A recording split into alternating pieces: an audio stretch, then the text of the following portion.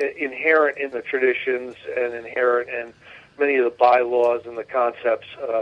There's basically protections against the ego-driven control freak. Hey everyone, it's the Monty Man, and you are about to take part in the experience, the strength, and the hope of this episode of the Take 12 Recovery Radio Show.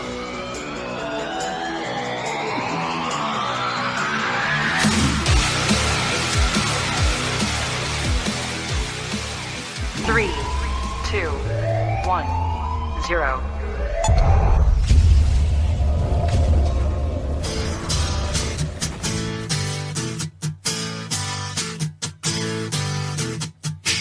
Hey, you! Yeah, you! Come here for a minute. I want to talk to you.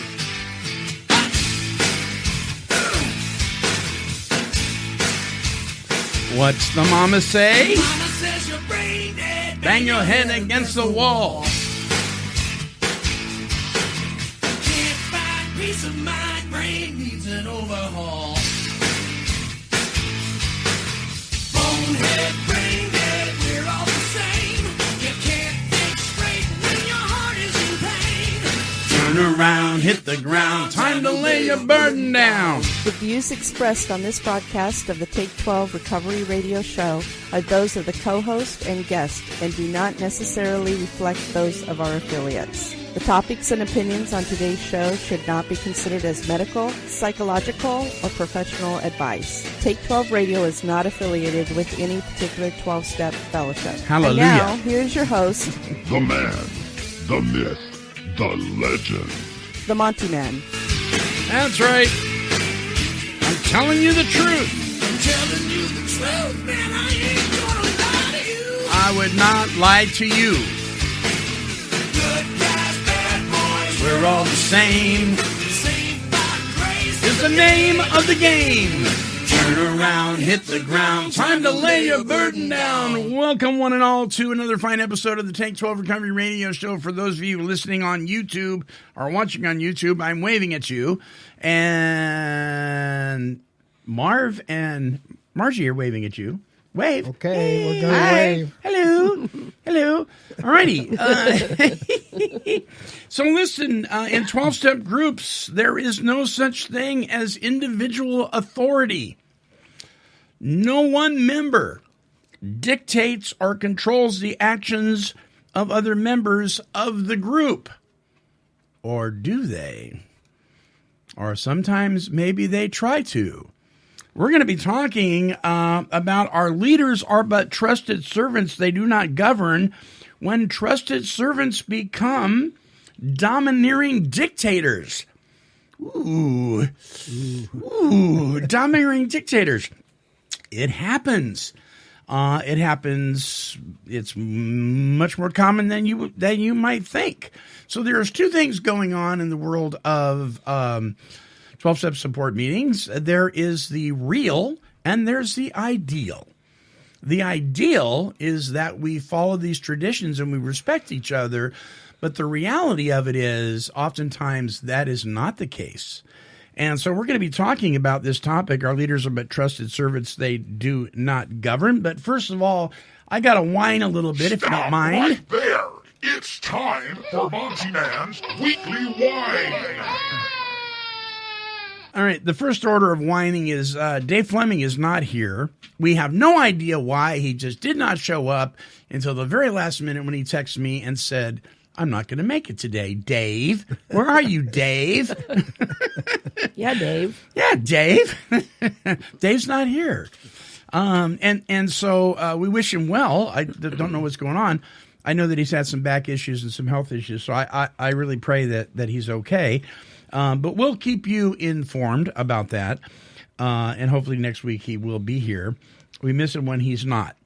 So my weekly wine. I wasn't going to do this, but I'm just so fed up with late night talk show hosts, comedians. I say that tongue in cheek because this guy really isn't very funny. Now, I don't care what side of the fence you are politically or topic-wise in the world about whatever issue. I mean, a good comedian, one who's actually worth his weight, is able to juggle both sides of the fence and poke fun at either side. I remember years ago, that's one of the reasons I loved the David Letterman show years ago and Johnny Carson years ago, because they didn't take sides. They just poked fun at both sides, right? They were able to do that. But evidently, one of the worst late-night comedian or nighttime comedian talk show hosts, Mr. Jimmy Kimmel, is totally incapable of doing anything other than day after day, week after week, month after month, year after year, his one topic in his monologue is how to bash Donald Trump. Now, I don't care what you think about Donald Trump, whether you love him, hate him, or in the middle of the road.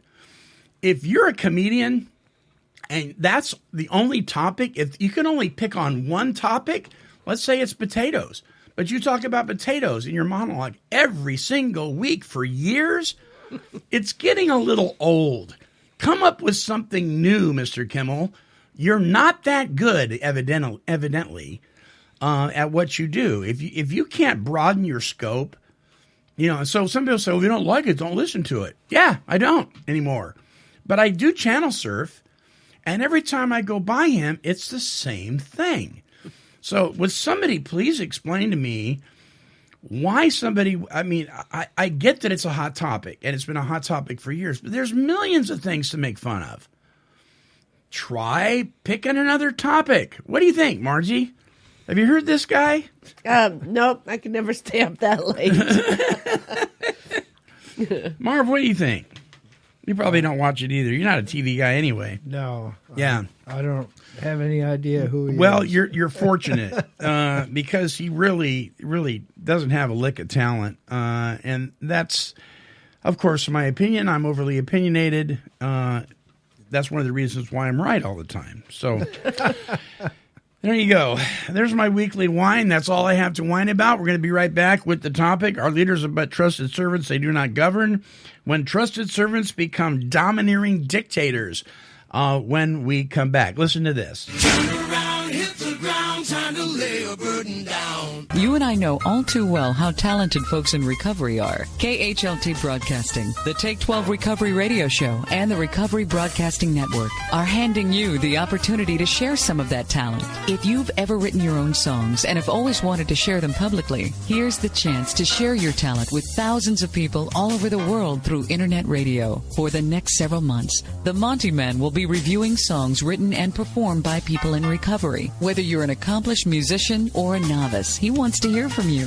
All forms of music will be considered, adhering to federal copyright laws and possible contractual agreements. Some restrictions may apply. To submit your original music by email, send MP3s to take12radio@comcast.net. That's TAKE, the number 12, radio@comcast.net.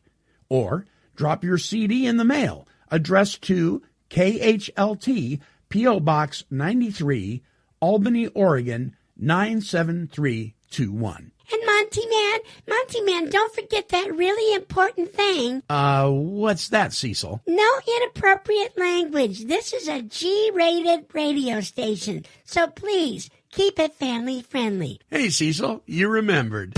Hey, check it out. The best in recovery talk and positive music radio is now available on Apple Podcasts, iHeartRadio, Spotify, YouTube, and Podomatic. Simply visit any of these platforms and search for Take 12 Recovery Radio. Listen and download hundreds of our shows for fun and for free. Also available at take12radio.com.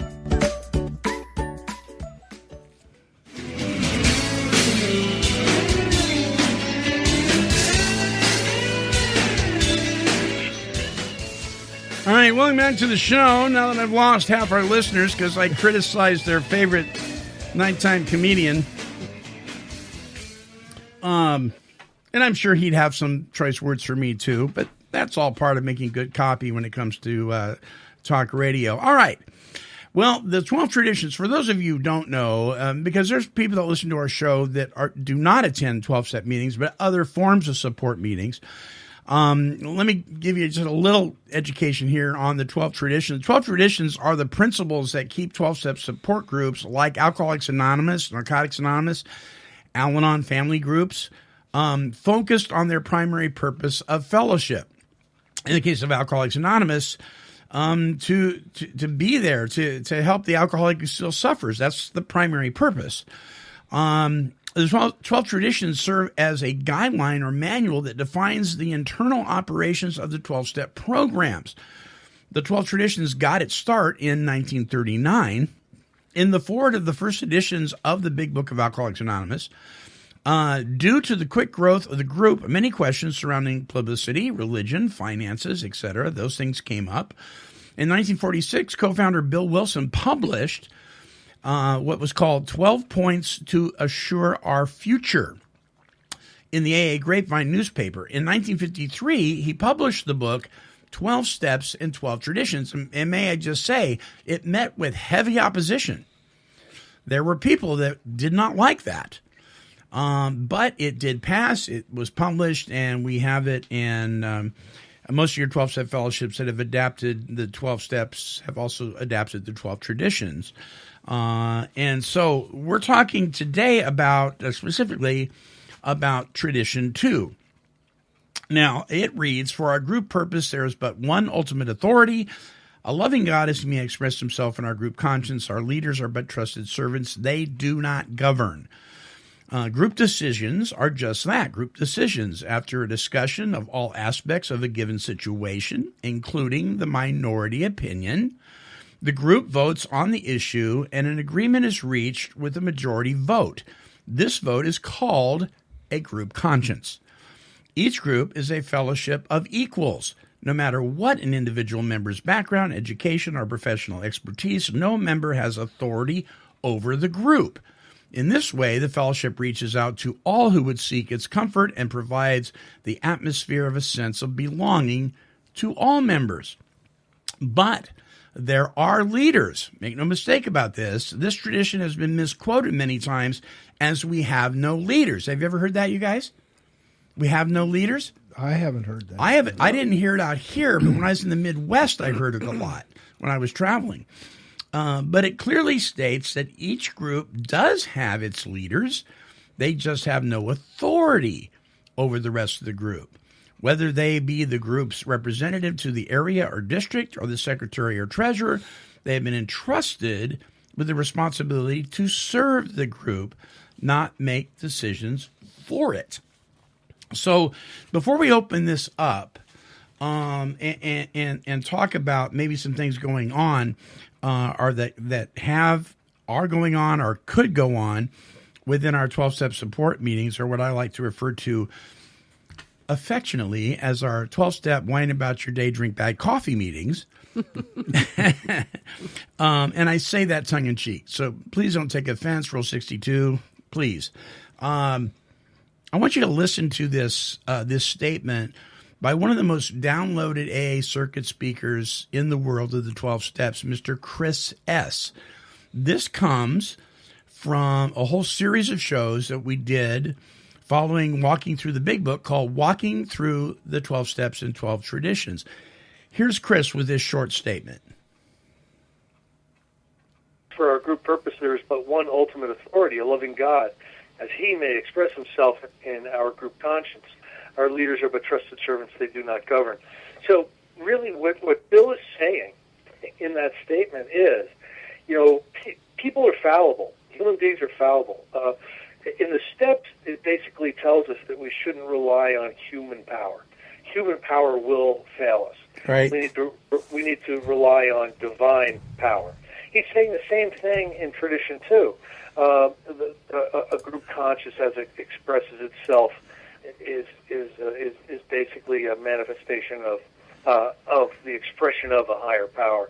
The one ultimate authority, and as that ultimate authority expresses itself in our group conscience.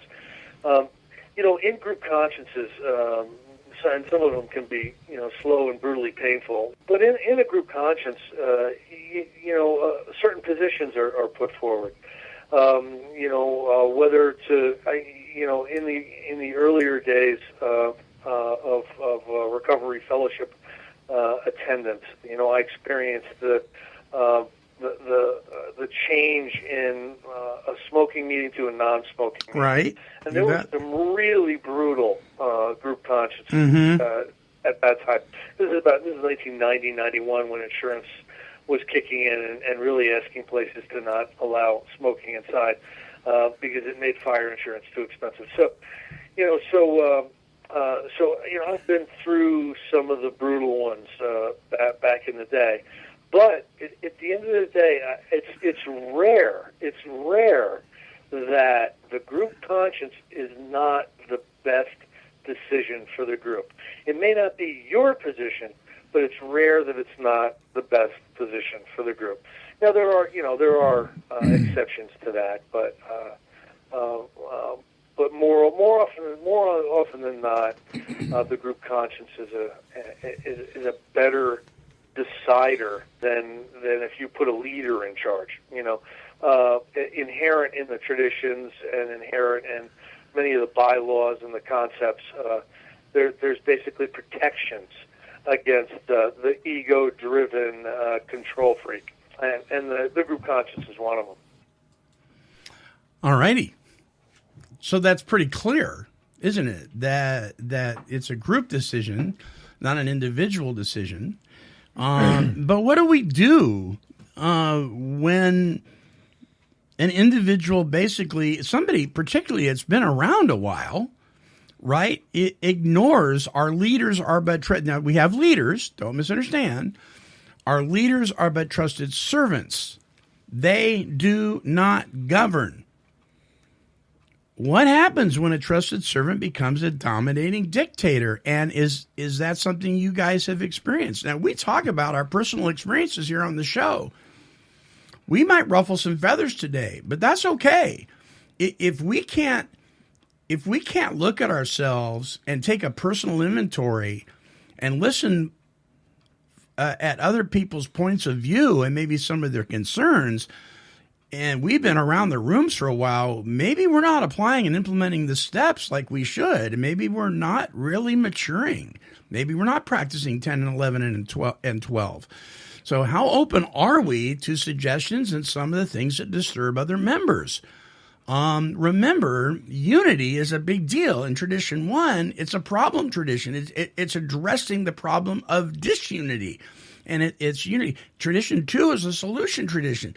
It's about, the solution of disunity, and that is that nobody governs this thing. So I'm going to open this thing up because there's been some experiences going on that you guys have to share. So who wants to start with this? Well, for one thing, let me say this. It is a tough topic. Yeah. For sure. And I think... it goes back to what I think a lot about the whole program really is you walk through the door, and number one, you have respect for the program. Obviously, it's a success. Mm-hmm. It has been for a long time. So you respect, and that means that you go along with the principles that are laid out. In the written literature, in the right? written literature, yes. So... because I'm arrogant, self-centered, when I walk through that door, what goes through my mind a lot, not all the time, but a lot of time, humble up, humble up, humble up. Who the hell do you think you are? You got to be intentional about that, right? I have to be. Yeah, me too. Yeah. Yeah, I have to recognize that I can be a stick in the mud? Yeah, let's put it that way. Horse's patootie? Yeah.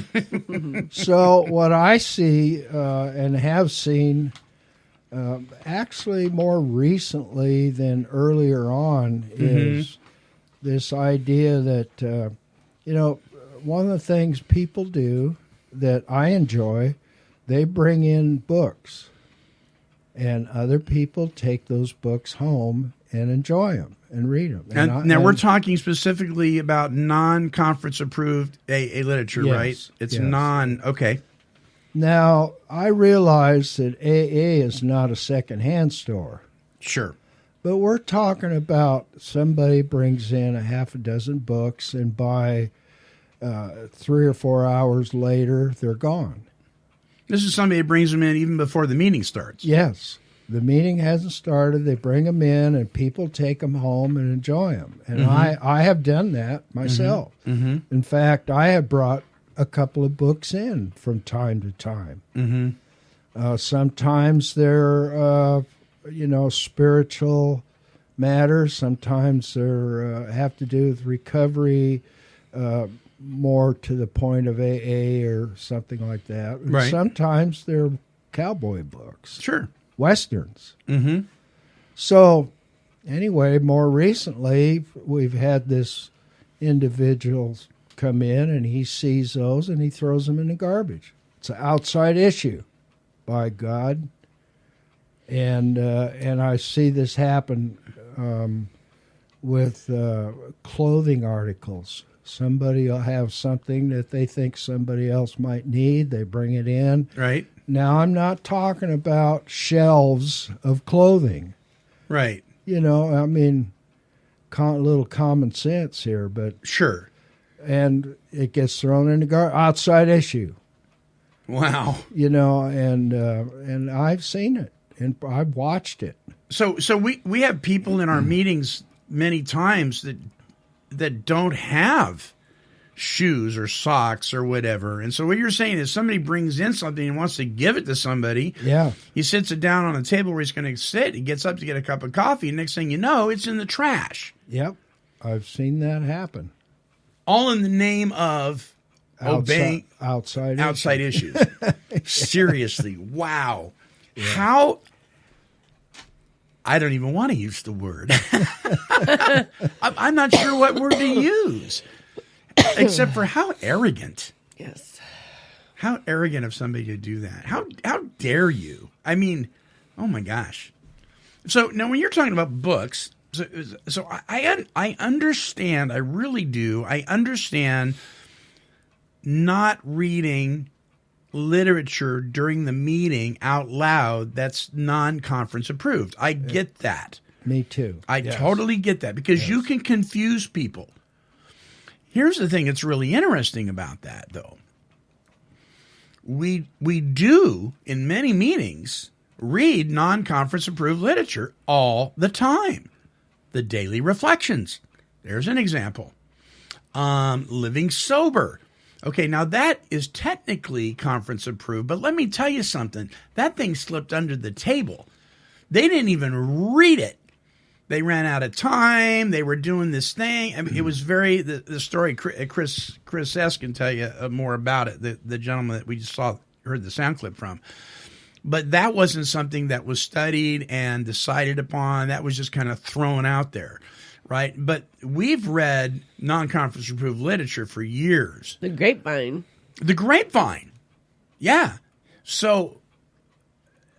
But I understand. I do. Somebody brings in something from the Torah, or somebody brings in maybe something out of the Book of Corinthians in the Bible, or somebody brings something in from some spiritual, metaphysics or something like that. Right. You don't just sit down and read that out loud in the meeting. It's not part of Alcoholics Anonymous per se, or Narcotics Anonymous, or Celebrate Recovery, or whatever. It's not part of their I get that. But if somebody's bringing in a book to give to another member, I mean, those meetings for a lot of people, that's our family.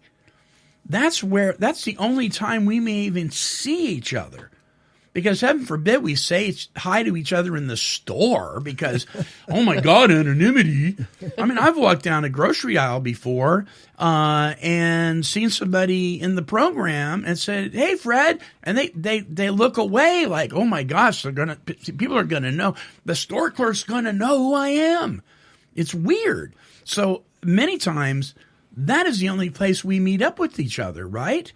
So if it's before a meeting or after a meeting or during the break, do we stop telling people they can't bring these things to the picnic? Right. Or to the camp out? I mean, you're sitting around an AA camp out and somebody's singing campfire songs. Those aren't conference approved, are they?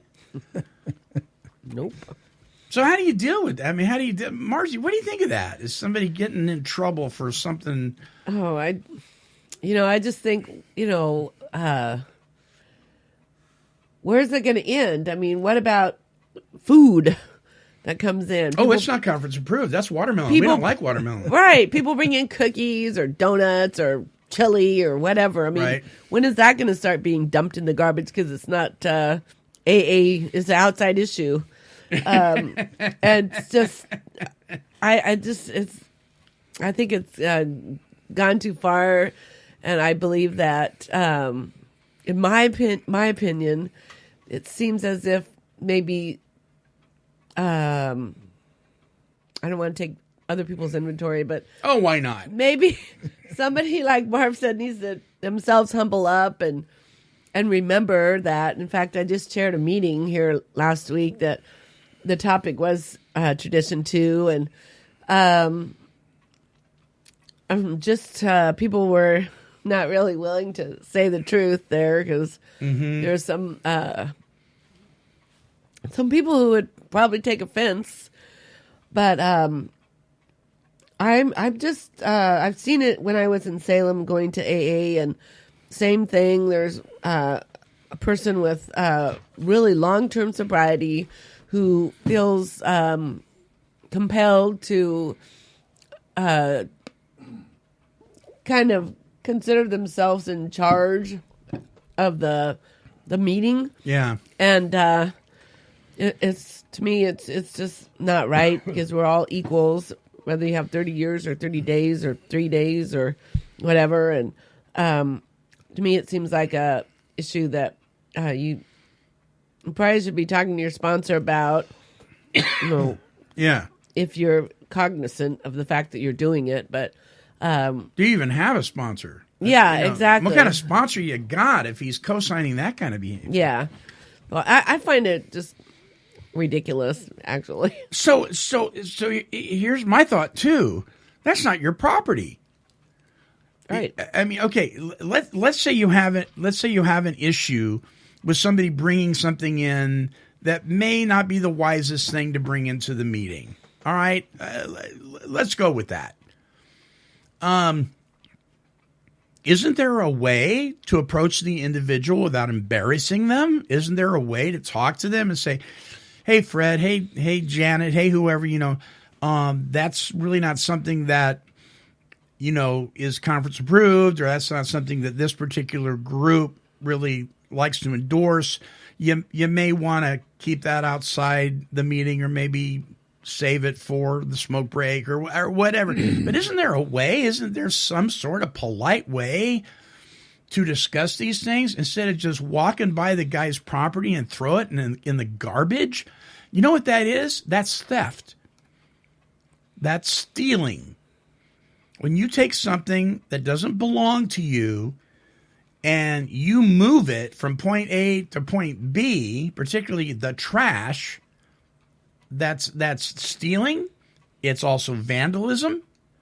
I'm sorry, but let's call a spade a spade. And you're working an honest program, and you are in a position of trusted servant or elder statesman, or more like bleeding deacon, perhaps, right? Right. So some groups, this is kind of the norm. Sometimes groups can get toxic with this kind of stuff. I remember when I first started going to a particular group in our area years ago, the chairperson was the same person at every single meeting. This particular group had a meeting in the morning, one at noon, and one in the evening. And every single day. And this guy was up there the whole time.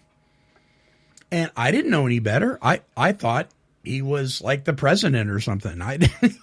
I didn't No, right? The thing that I found interesting as I grew up in the program and in the fellowship was nobody said anything. They all did behind his back, but it never came up at business meetings. It never came up as a group conscience. It never. So what is our job when something like this happens, Marv? What do we do about it? Well, I guess technically it would be brought up at a business meeting. Right. And discussed. What do you think would happen? Let's talk about the throwing the property away in the trash can. That specific incident. What do you think would happen? Well, that's another thing about this second tradition that's going on is, and I like the way a friend of mine put it one day. We were talking about it. He said, we don't have trusted servants in our business meetings. We have a board of governors. Were they being sarcastic? Yes. Oh, okay. And in a whole lot of ways, he's correct. Wow. And I've also talked to some other people that have said that our group is the only one who operates their business meetings the way they do. So, and how is that? It's like a dictatorship, or? I mean, the term I used was domineering dictators. I mean, is it kind of like that? I don't know how to exactly identify that, but I will say this: the people in charge have a tendency to not want to listen to people they consider insignificant. Oh, wow. Yeah. So you don't really have a voice if my opinion of you is less than. That's what it looks like to me. Yeah. I have seen it come to the point where the GSR has got up and verbally assaulted the guy in front of the whole group. Wow. Over something that he was trying to figure out and maybe add to our guidelines or something like that. To the point where I got embarrassed. And I wasn't even involved. So you were embarrassed for the person that was getting chewed out? Yeah. Yeah. So I probably went too far with that question. Well, no, but you know what, though? Here's the thing. I don't think this is necessarily uncommon anywhere. I think any group of folks that are meeting together for a specific purpose, whether it's Rotary Club, whether it's Alcoholics Anonymous, and everything in between, we have bylaws, traditions, guidelines, those kind of things for a reason, because we tend to go off the rail as human beings. And so we have those things in place in these organizations to keep us on track, to keep us focused. We should not be surprised when we go off track on occasion. And that's why we have these things to go back to. And I think it's important that our leadership be willing to step back when the body as a whole, or the group conscience, but the group conscience or the body has to be willing to step up and say something. They just can't complain about it behind, when the doors are shut, and say, hey guys, I think maybe we're losing our focus here. And then leadership, our trusted servants, can step back and say, okay, you know what? I think we should consider that. Even if they're wrong, let's consider it. Let's consider it. Because if, as individuals in recovery, if our sponsor or a mentor or even a fellow member comes up to any of us and says, hey, I think you're going down a road that's not going to benefit you, some form of maturity would suggest that we be willing to look at that and at least consider it, right? So why wouldn't we, as a whole body? And if we're not willing to, maybe it's time for a clean sweep. Maybe it's time to hit the reset button and what in many circles are called a group inventory, where the area or district or region or whatever comes in and steps in because things have gotten so toxic that people don't even realize they're doing this kind of stuff, or they're not willing to look at it. That's why organizations like Alcoholics Anonymous do have a set of guidelines for what they call group inventories. One of the most educational things I ever went to was at a convention years ago where one of the state representatives or whatever, I can't remember what you call the guy, but he came in, DCM. I was scrambling for the title there. The DCM came in and explained a group inventory. And I thought, wow, that is a healthy thing. You know, I know in my own personal life, sometimes I have to hit the reset button and wipe everything out and start fresh. The problem is if you have a bunch of trusted servants, quote unquote, that aren't willing to even consider that, and they've taken control and everybody is scared to death to say anything for fear of being ostracized, then nothing gets done. And it becomes a toxic environment. And I think at that point, it's no longer an AA group. Because two things.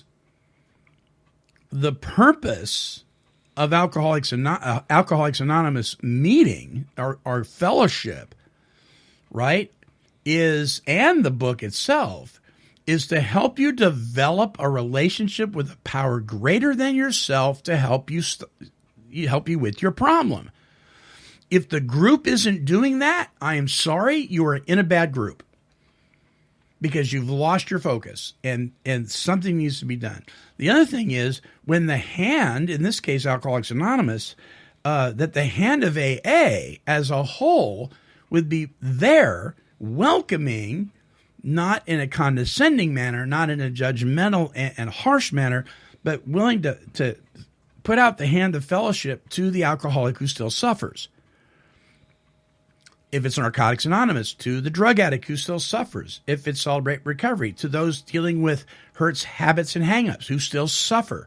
That's the primary purpose. And when that primary purpose is violated because you have a bunch of control freaks that have lost their way, I think that's when somebody needs to step in and we need to hit the reset button. Yes. Margie, what do you think? Hit the reset button sometimes? What about? Yeah, I think it would be a good idea if we could, at our particular group, have a group inventory. Mm-hmm. I know in Salem we've done that before. It's kind of painful, but I think was it good though? Was it a good thing in the long run? Yeah, it was. Yeah. It was, and but I agree with you that I think there's a lot of people afraid, to speak their mind, and they don't want to upset anybody, or they don't want to, like you said, be ostracized or cause conflict. But sometimes we have to stir the pot a little bit. Stir the pot, and yeah. Sometimes we need to speak the truth so that things can get better, and that's a part of growing in your program and as a person, is being able to communicate difficult things and resolve issues like grown-ups. And so I agree. I think a group inventory would be a good idea, and I could see a lot of resistance though, because I have a service position, and so I go to the my group's business meeting. Sure. So I know what Marv's talking about is there. I believe there would be quite a resistance there, but I think it would be really helpful. Now I don't attend this particular group, so I really don't know anything about that. But I don't need to know that kind of thing goes on, because I've seen it happen in many groups. So I really don't need to know that because we're human beings and that happens. But here's the other part. Lots of times we have a lot of bleeding deacons, and they can be newcomers as well as old-timers, right, that are going to complain and just, throw the gauntlet down of, this is wrong, but they won't show up to the business meeting. Yes. I kind of have to say, well, then you really need to put up and shut up. Well, part of that, though, too, to be fair, Mm-hmm. I think, I was just thinking of that while you guys were talking. Right. And part of that is they're intimidated. Right. They don't feel like they can go to the business meeting and be heard. And taken in a manner that would be respectful. Because they probably tried and they're just, forget it. They've tried, and the one individual I'm thinking about is very sincere about wanting to be involved with the group, and he's got good things on his mind. I've talked to him quite a bit. Mm-hmm. And now I don't think he'll ever show up at a business meeting again. See, and that's tragic. That's tragic. Shame on us for doing that to somebody. Yeah. You know, and this, I think this also speaks to, this is a result many times of lack of good sponsorship. Yes. Of good mentorship. Of having a spiritual advisor, somebody you can kick this stuff off with that says, hey, listen, I'll tell you what. I know you're frustrated. I know you don't feel like anybody's listening to you. I know you don't feel valued at those business meetings. You know, I'm going to go with you. Let's get back in there. Let's get back in the game. And by God, no, this is my family. I have a right to have my voice be heard, whether it's approved or shot down, either one, and stay put in that chair. But we need people that will support us in doing that. If we got a bunch of people that are afraid and we're all co-signing our fear, we're not going to show up. You know, but I get it. And if the trusted servants are alienating people like that, it definitely is time for a restart. That's just crazy. But wow, what a difficult situation, you know. But here we go. This is dysfunctional family stuff. Isn't it interesting how we transfer our dysfunction from maybe our immediate families right into our groups? Is there that much difference? Except for this is a huge family, right? This is like Thanksgiving at grandma's. You know what I mean? And people are flinging this and that and everything else. And then we have the audacity, okay, let's close in prayer.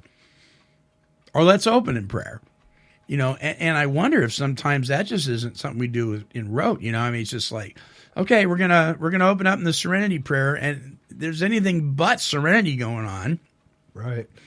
So,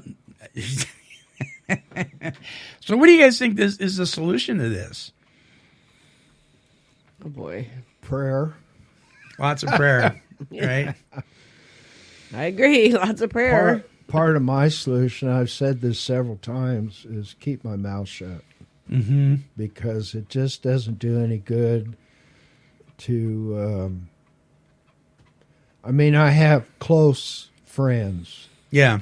A tight-knit group that I can talk to. I have a spiritual mentor and good friends, and I keep it there. Right. And... But Marv, if you don't speak up, well, we're kind of speaking up right now. Yeah. Well, it's like we were saying before the show started. That conversation I was having with my friend, and it was about politics.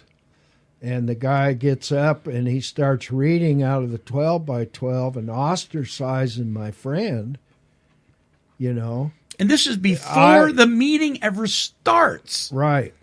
You're just fellowshipping with a friend. And I did speak up then. Yeah, good. Because it was obvious. Yeah.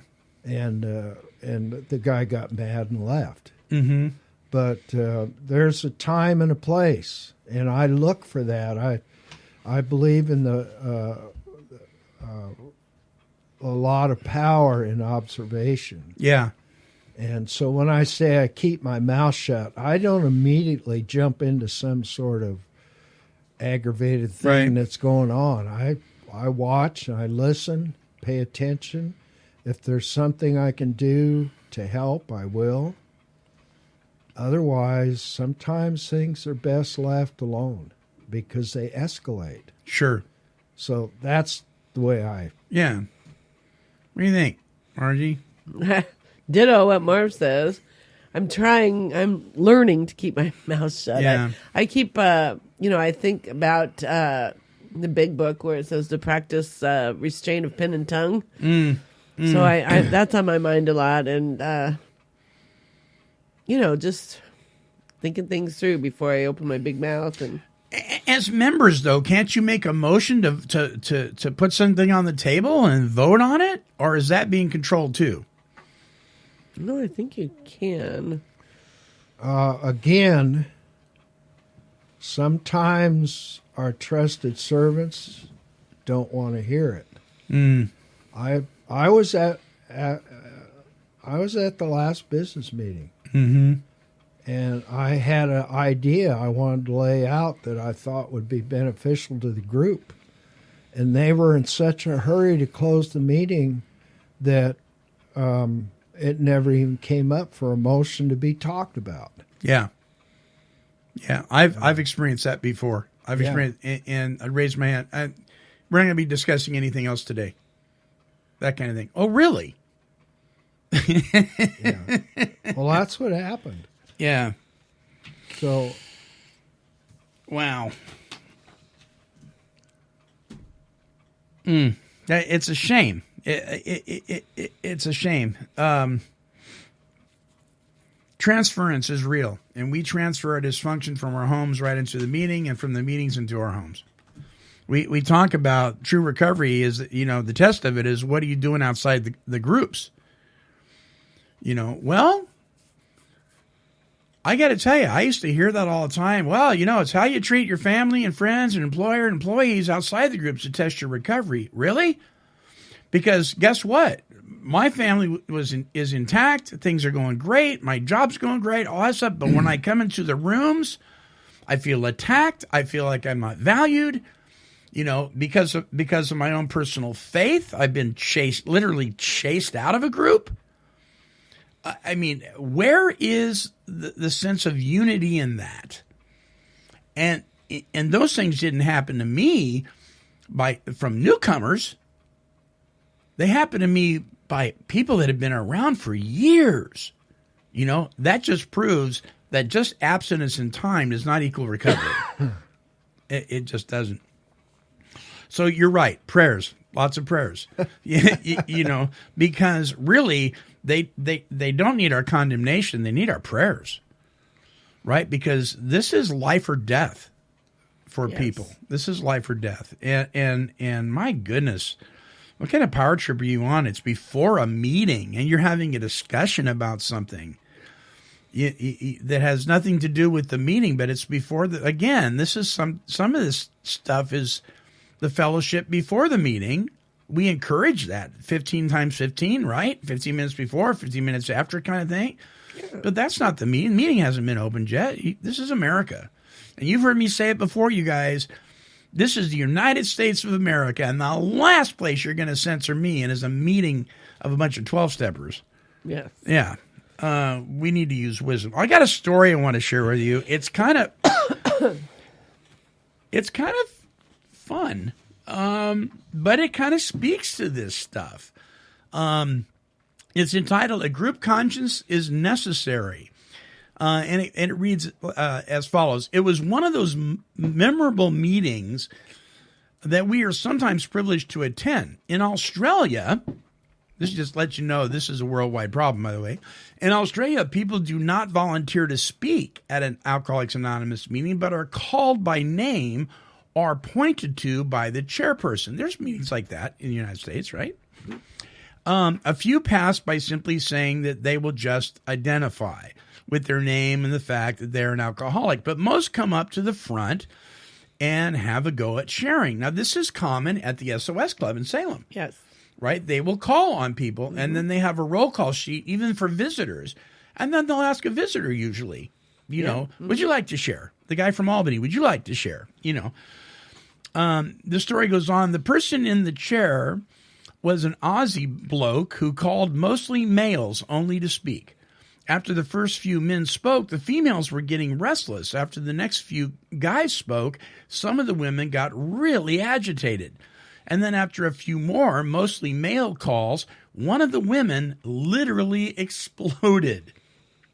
She stood up and shouted, "No, that's it, you sexist pig. Are we invisible? Not worth hearing?"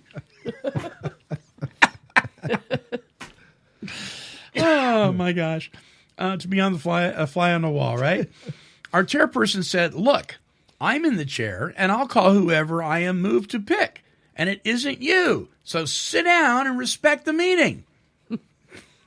I love it. Oh, not exactly the right thing to say to this feminist former street person in recovery. In her wrath, she made a beeline for the chairperson with obvious homicidal intent. Others cheered or jeered as pandemonium erupted. An old-timer jumped up, raised his hands high, and yelled, "Group conscience, group conscience!" Like a chant. A few others picked up on the chant, and momentary silence fell. Tradition 2 on the banner there indicates that I, as a member of this group, can call for a group conscience meeting at any time, and I call for it right now. The woman was asked, "Please state your case to all." She did. She said that fairness required that women speakers alternate with men until the females had all had a chance to either pass or speak. The man in the chair was then asked to please state his case. He said that he had determined that there were 5 times more men in the room than women, so he thought that it would be fair to call on women 1/5 of the time. Others were asked for their comments. There were a few more women who felt slighted, and only one friend of the chairperson who agreed with him. A moment of silence was called for to ask our respective higher powers to guide us in voting, and then all were asked to close their eyes except the aggravated woman and the chairperson, who would together count the raised hands for each method. The woman's boy-girl alternative method was obviously overwhelmingly approved, and we all settled down for a lovely second part of the meeting. It's not the first time I've seen a group conscience called for during a meeting, but it was the most dramatic. There you go. Yep.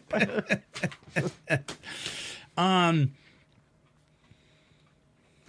have been to meetings where it's gone fisticuff. I've been to meetings where people have taken their cane and tried to beat the other guy over the head with it. Yes, sir. Yeah, we know about that one. Dude, I missed that one. In fact, those two same people were involved where the one guy went and got in the other guy's car and stole it and drove down the freeway. Right. With a whole bunch of us following him and the state troopers. Man, I missed some good stuff. So I'm telling you, if you think going to your respective 12-step meetings is boring, it's anything but. It's anything but boring. But it's not the worst thing in the world to hit the reset button when people are acting like domineering dictators. It really isn't. So for those of you that are listening to this show that are getting really irritated right now, that may be a sign that you need to check yourself. Maybe. Right? Who knows? So there you go. All right. Any closing thoughts? Margie. I think you said it all, Monty. You guys said a mouthful, too. Yeah. We're in trouble now, guys. Yep. Well, and I know that, and I apologize for that. But on the other hand, I don't. I mean, there's a time to stand up and say something, and yeah, I hope it gets better. Me too. Because one thing I do know, without even knowing anybody in your particular group, everybody there is worth a fair chance and is worth being heard. Yeah. Everybody there is worth a great, healthy relationship with their higher power. Everybody there is worth somebody taking the time to help them apply and implement this step program and be part of a healthy fellowship. Everybody there. Absolutely. Yeah, absolutely. All righty. So really tongue-in-cheek now. This closing song is called Sayings on the Wall, making fun of the platitudes that we have, but actually in the end of the song, you see that the gentleman who wrote this song actually finds value in them. So please listen to the whole song. Don't get your panties in a bunch at the very beginning because, listen, Rule 62, right? If we can't poke fun at each other, we're in deep weeds. We really, really are. So here is Michael Purrington with his song, Sayings on the Wall. Don't think, don't drink, easy does it. First things first. All these helpful hints are supposed to kill my thirst. Since I got sober, I lost what was left of my mind. Coming to these meetings and reading these stupid signs. Nothing is so bad that a drink won't make it worse. They never told me sobriety was a blessing and a curse. One day at a time, I'm praying not to fall, going crazy, reading sayings on the wall. We can do together what I cannot do alone. If that's the best that you can do, I should have stayed at home. This too shall pass if I keep it simple. I can stand the pain.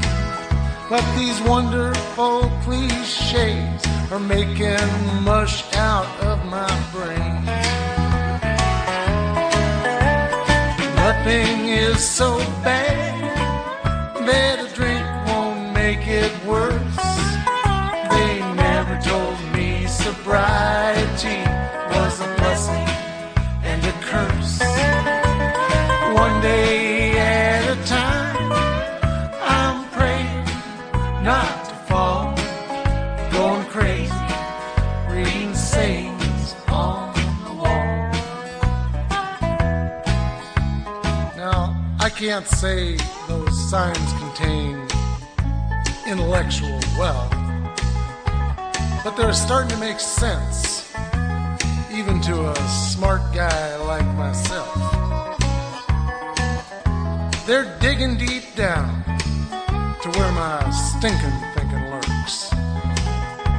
But I still get pissed off when they say, keep coming back, it works. Nothing is so bad that a drink won't make it worse. They never told me sobriety was a blessing and a curse. One day at a time, I'm praying not to fall, going crazy, reading sayings on the wall. One day at a time, I'm praying not to fall, going crazy, reading sayings on the wall. And that's Mr. Michael Purrington and his band, The Messengers. These guys were literally the pioneers of recovery music back before anybody was doing any of that stuff. Listen, his website is no longer available, so we are going to do some work tracking down how you can get a hold of his music, so please be patient with us on that. All right, until our next broadcast, this is the Monty Man, along with the Take 12 Recovery Radio family, and we are wishing God's perfect serenity for you. Bye-bye now. Good guys, bad boys, we're all the same. Saved by grace is the name of the game. Turn around, hit the ground, time to lay a burden down. This has been a broadcast of KHLT Recovery Broadcasting. 'Cause she's a super cat, she's super kitty, meow. Yeah, kitty, kitty, kitty, kitty. Meow.